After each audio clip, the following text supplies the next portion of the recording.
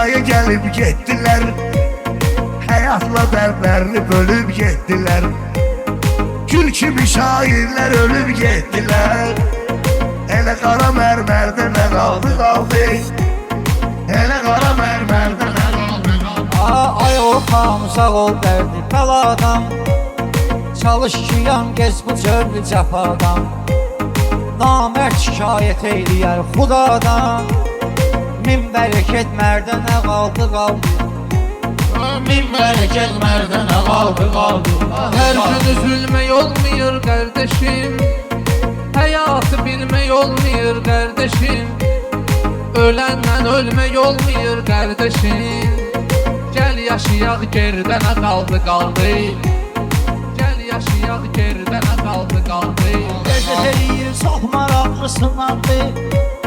Nə fərqi kim qaldı kimsə qabandı. Yaxşı şair ölmürən neşə saldı. Bir dənə gəlib bir dənə qaldı qaldı.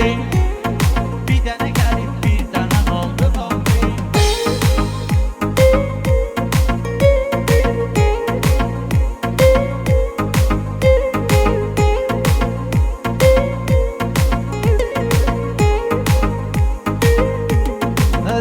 Şairlerin sözler olur xumari. Maştağanın çalandır xiridarı. Neyləyirəm yığım dövləti varı. Allah hansı milyonerde ne kaldı kaldı. Hansı milyonerde ne kaldı Mən də kaldı. sizin Söz deyəndə gözləmişəm sərhədi. Bilsinlər nədir şairin məqsədi. Bugünəcən ömrümün çoxun qəm yedi.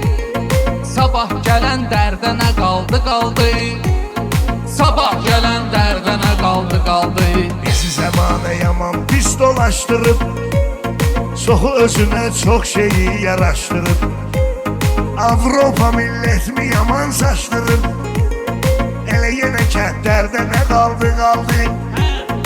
Elə yenə kəndlərdə nə qaldı çox qaldı. sunarsın.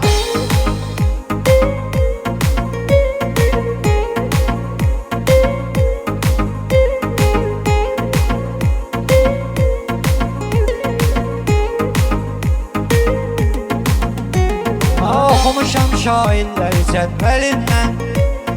Xəbərdaram hamısının əvvəlindən. Tutub əgəzlərini də alson əlindən. Bəs onda sərgərdənə qaldı qaldı. Bəs onda sərgərdənə qaldı qaldı. Seyir çalış sözünü savadla danış. Qeybət eləmə deyəndə adla danış. Sən onu cankeşlə rəşadla danış. Ustada şagirdə nə qaldı qaldı.